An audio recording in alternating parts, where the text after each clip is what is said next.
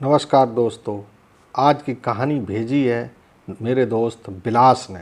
तो चलिए बढ़ते हैं आज की कहानी की ओर। बिलास एक होटल में शेफ़ का काम करते थे और उन्हें होटल से बाहर आते आते हर रोज़ 11 तो अवश्य ही बज जाते थे, क्योंकि उनकी ड्यूटी समाप्त होने का समय 10 बजे था।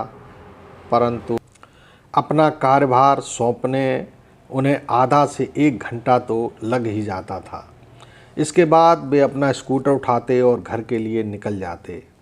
बरसों से यही सिलसिला चल रहा था। आज भी स्कूटर उठाते वक्त बिलास सोच रहा था कि आज कुछ ज़्यादा ही लेट हो गया, तो क्या जंगल वाला शॉर्टकट रास्ता सेफ रहेगा या लंबा वाला रास्ता ही पकड़े, क्योंकि लंबा वाला रास्ता रात भर चलता है।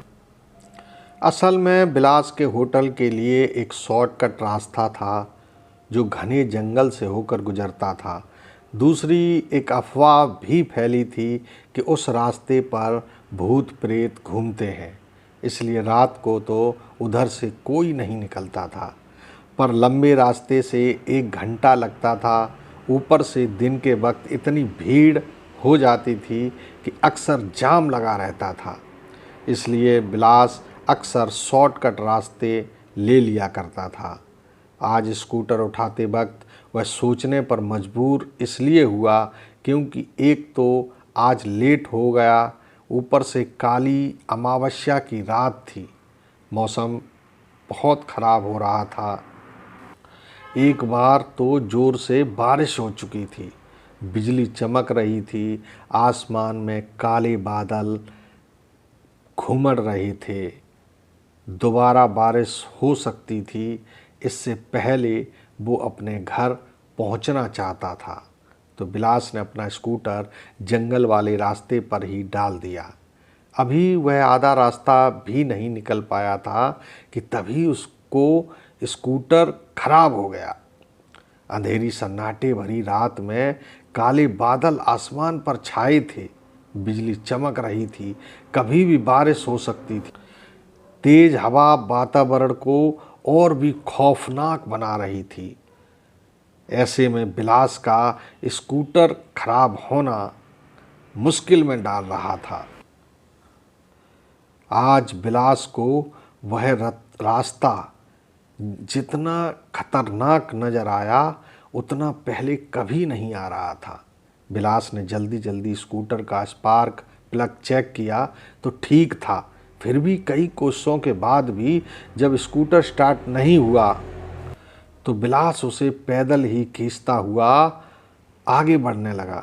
अभी थोड़ा ही आगे बढ़ा था कि तभी उसके कानों में एक स्त्री की आवाज़ सुनाई पड़ी।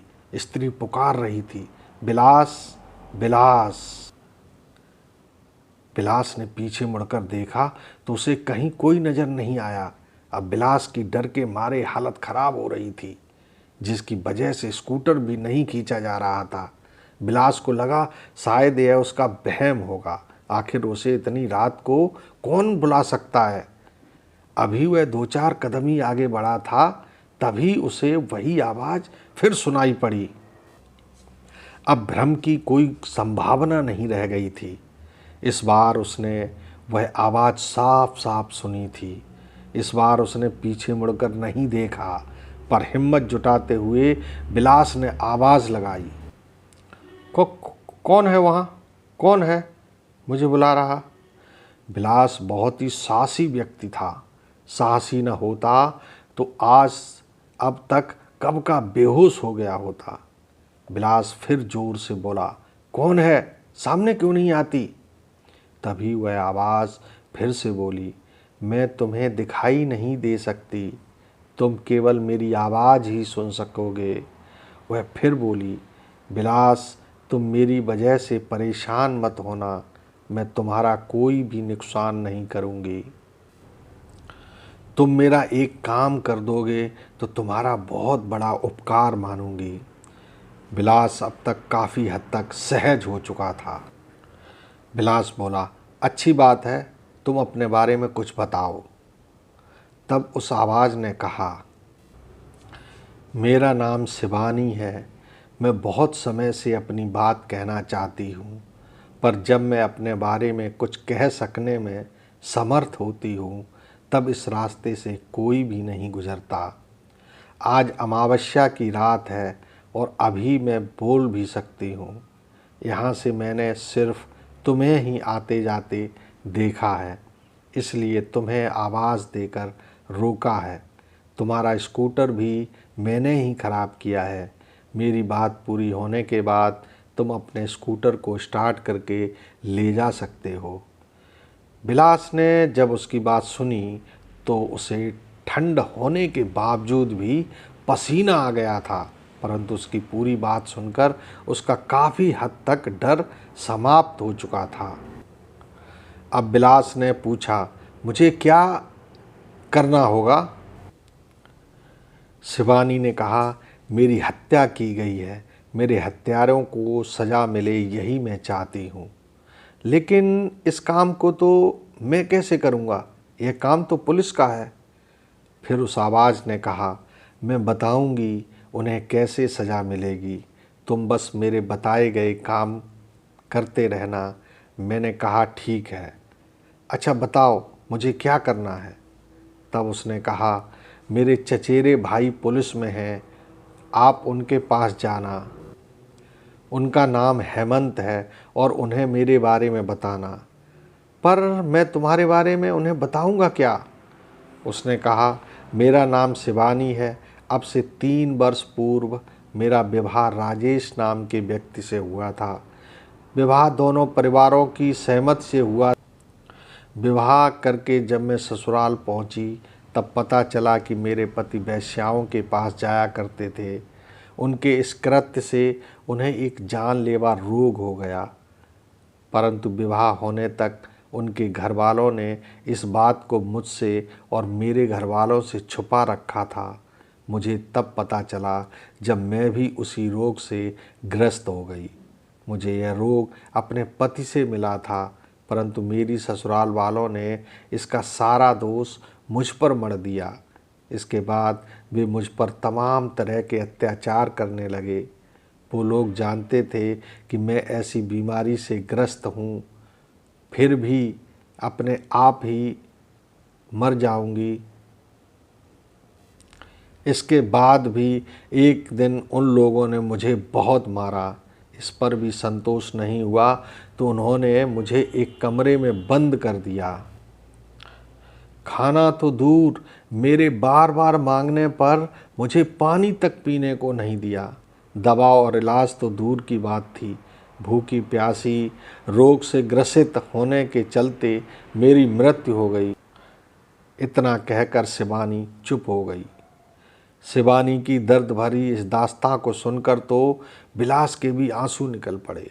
वह बोला, क्या तुम्हारे मायके वालों ने कभी तुम्हें बचाने की कोशिश नहीं की?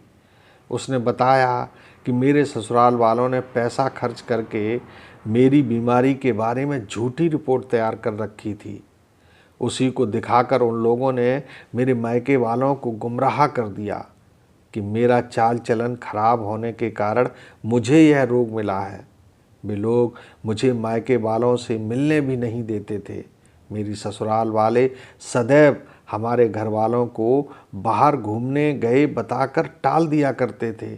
मेरे मायके वालों को आज तक यह भी पता नहीं कि मेरी मौत हो चुकी है। बिलास ने कहा, आश्चर्य हो रहा है शिवानी कि तुम्हारे मायके वाले कितने बुरे लोग थे कि उनकी पुत्री की मौत हो चुकी और उन्हें कुछ भी पता नहीं। शिवानी ने कहा, मैंने बताया ना, मेरे ससुराल वालों ने मायके वालों को बरगला रखा है। मेरे मायके वाले उल्टा मुझे ही गलत समझते हैं।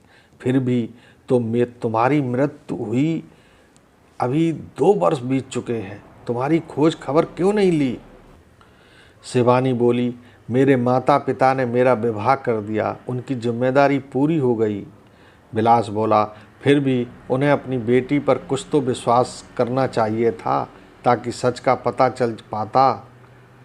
ऐसा होता तो ससुराल वाले तुम्हारे ऊपर इतने जुल्म नहीं कर पाते।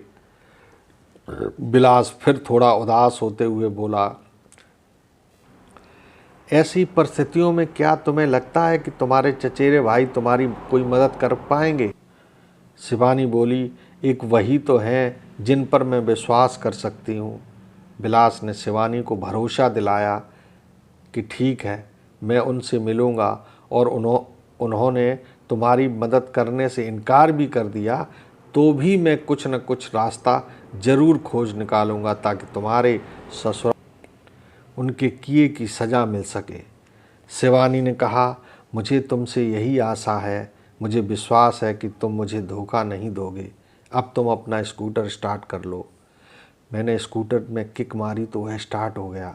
इसके बाद विलास अपने कमरे पर पहुंचा और सोने की कोशिश करने लगा, परंतु आज नींद विलास की आंखों से कोसों दूर थी। सचमुच बेचारी शिवानी कितनी अभागी थी, कितनी बदनसीब होती है वह पुत्री जिसके माता पिता ही ऐसा व्यवहार करें। इसके बाद विलास को नींद आ गई।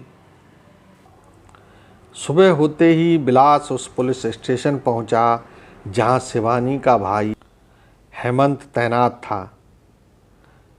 तो दोस्तों, क्या विलास की बातों पर इंस्पेक्टर हेमंत विश्वास करेगा? क्या विलास शिवानी की आत्मा को न्याय दिला पाएगा? इस कहानी का पूरा सच जानने के लिए देखते रहें इसका दूसरा भाग कल ठीक 6 बजे, प्रेत आत्मा का इंसाफ।